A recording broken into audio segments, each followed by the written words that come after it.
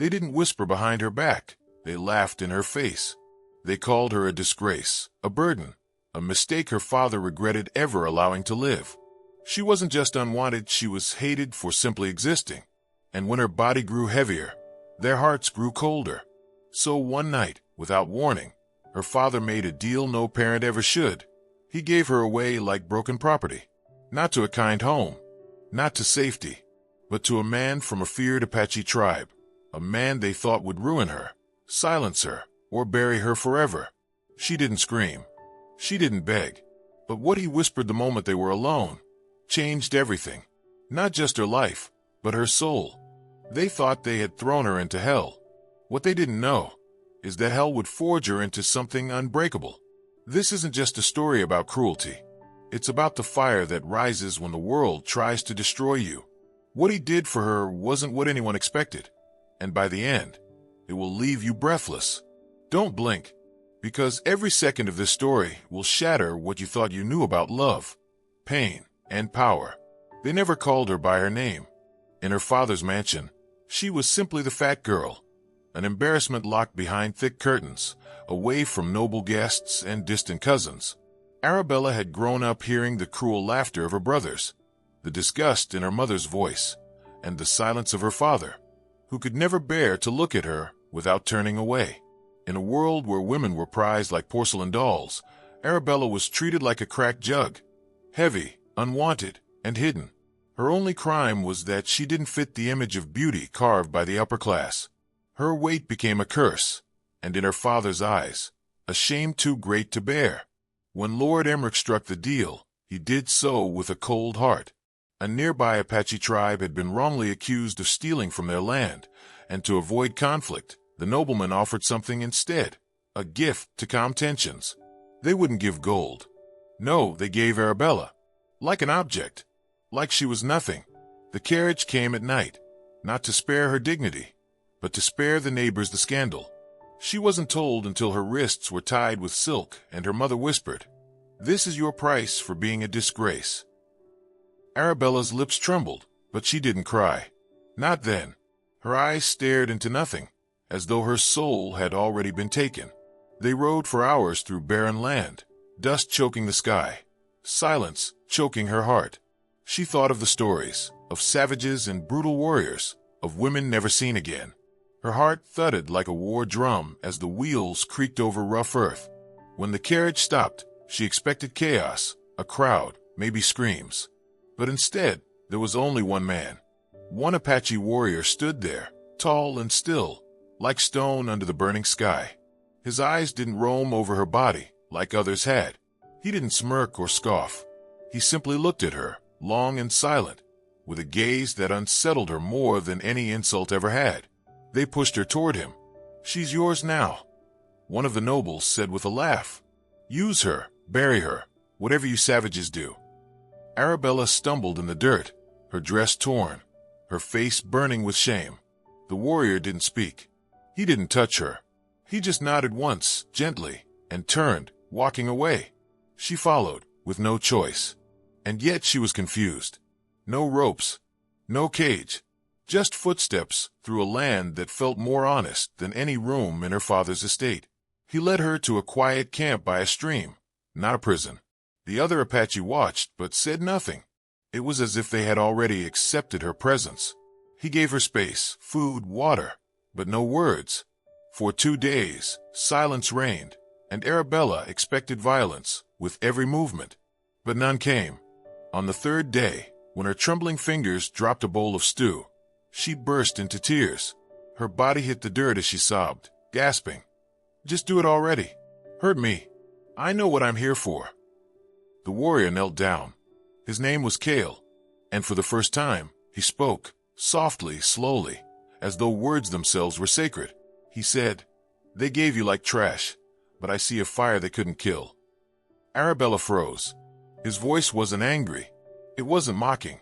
It was reverent, as if he had waited for her to speak, to break, so he could finally show her something she had never known, compassion. Kale didn't lift her to her feet. He didn't touch her with pity. He sat beside her, in the dirt, and said nothing more. Just sat, like her pain was enough to be shared in silence. That night, Arabella couldn't sleep. His words repeated in her mind, over and over. A fire they couldn't kill. She thought about every insult, every name, every door slammed in her face, every dress that didn't fit. Every night she wept into her pillow, trying to shrink herself into nothingness. Yet here, in the most unexpected place, a so-called savage had spoken the only words that didn't slice her apart. The next morning, she didn't wait for food. She tried to help cook, clumsily. She tried to sweep the dirt floor of the hut. She even tried to braid her hair. Kale watched without speaking, but a faint warmth grew in his eyes. Days passed, and her body slowly adjusted to the harshness of the land. Her soft hands blistered, her skin tanned, her feet toughened. But something else changed, too. Her shoulders lifted, her voice steadied, and she started to smile, not out of politeness, but from a strange, foreign feeling, freedom. One evening, as the sunset bled across the sky in fiery colors, Kale stood beside her near the riverbank. The air was thick with the scent of sage and smoke. Arabella whispered, "Why haven't you treated me like they said you would?" Kale didn't answer immediately. Then he said, "Because I was given like trash too. Once." He pulled aside his necklace, showing a scar across his chest. "They beat me for loving peace. Called me weak. Said I didn't deserve to lead. So I left. I chose silence. Until they brought you." Arabella's breath caught. In that moment, the wall between them crumbled, not because of pity, but shared pain. Two souls discarded by their own, finding something unspoken in each other. Then, as the wind blew across the plains, Kale stepped closer and whispered something so quietly, so intensely, that it made Arabella's legs tremble. She didn't repeat it. She couldn't. But in that moment, her eyes welled with tears, not from sorrow, but because no one had ever seen her like this. Not as a burden, not as a shame, but as something sacred. And in the stillness of that Apache night, Arabella realized she wasn't given away. She had been delivered. That whisper, those few quiet words Kale had breathed into her soul, replayed in her mind like a sacred chant. He had not told her she was beautiful. No, he had said something far more dangerous, far more powerful. You were never theirs to break. That single truth undid the years of lies sewn into her skin. It didn't erase the pain, but it reminded her it wasn't hers to carry. The weight on her chest, one far heavier than her body, lifted for the first time in her life. The next morning, Arabella stood before the fire with steadier hands. Her eyes didn't look away when others passed. The same Apache women who had once watched her with caution now nodded in silent respect. She was not their prisoner. She was part of their world now. When Kale handed her a small stone blade and motioned toward the wild root patch, she didn't flinch. She smiled. This was not punishment. It was purpose. But change does not go unnoticed in a world ruled by cruelty. Back in the town, whispers began to surface. Arabella's brothers laughed around the fireplace, mocking how she'd probably been devoured or left to rot. Her father dismissed her memory like spoiled meat, something he discarded to preserve his name. But pride is a dangerous thing, and when the Apache began trading again with the nearby villages, rumors crept in. She's alive. She walks among them, and they listen when she speaks. Lord Emmerich's pride turned to fury. That girl will not shame me further, he hissed. No daughter of mine will rise from the dirt I buried her in. So he did what cowards do. He sent riders with fire and steel, not to reclaim her, but to erase her completely. It was nearly dusk when Kale saw the dust cloud rising on the horizon. His face turned stone. They come. Arabella stepped beside him, not with fear, but resolve. For me, she asked. He nodded. Then they'll find someone they never knew existed. The Apache prepared not for war, but for protection. They wouldn't fight unless forced. Arabella stood by the fire, hands trembling only slightly. Her heart beat with terror, but it also burned with something else. Defiance. For the first time, she was not hiding. She was standing tall, in full view, under the open sky. The riders stormed into the edge of the village, shouting her name like it was a curse. Arabella's eldest brother dismounted, his eyes dark with rage. You'll come with us now, he spat. You've shamed this family long enough." Cale stepped forward, but Arabella placed her hand on his arm. "No," she whispered. "Let me speak." She walked into the open, every step crushing the weight of her past beneath her feet. "You never knew me," she said, her voice sharp and steady. "You saw only flesh, only failure. But this place, these people, they saw me before I even knew I was worth seeing." Her brother laughed, bitter and cruel. "You think these animals saved you? They made you nothing." "No," Arabella said, her voice rising like a storm. "You made me nothing. They gave me back to myself." Behind her, the Apache stood in silent unity. Not a single arrow was drawn, but the strength in their stillness was more terrifying than steel. Cale stood at her side, not as her savior, but as her equal. She didn't need protection. She needed space to finally speak. Her father, still seated atop his horse, narrowed his eyes. "You will return, or we burn it all." Arabella stepped forward, locking eyes with the man who had thrown her away like garbage. "Then burn it," she said. "But know this, when your world crumbles, I'll still be standing, because your hatred was never stronger than the love I found here." The moment hung in the air like thunder. For a heartbeat, no one moved. And then Cale raised one hand, not in attack, but in calm. "This land does not belong to you," he said, "and neither does she." The threat dissolved in the face of something the nobles had never faced, unshakable dignity. Arabella didn't flinch. She didn't run. She turned her back on them, and the riders, stunned by the lack of fear, backed away. They had come expecting to find a broken girl. Instead, they found a woman carved from flame and silence. That night, by the fire, Cale placed a carved feather into her hand. "You walk in two worlds now," he said. "The one that made you suffer, and the one that made you strong." Arabella closed her fingers around the feather, her heart full. For so long, she had been taught that her worth was measured by mirrors and men's opinions. But in the harsh wind of the plains and the quiet strength of a warrior who never asked her to change, she had become something more. Not beautiful, not perfect, but powerful.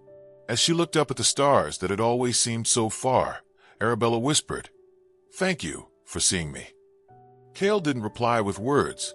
He simply nodded, the same way he had on the first day they met, the same quiet respect, the same soul-deep understanding. And that was when she knew. The world had given her to him like trash, but in his silence, in his patience, in his whispered truth, he had handed her back something no one else ever had: herself.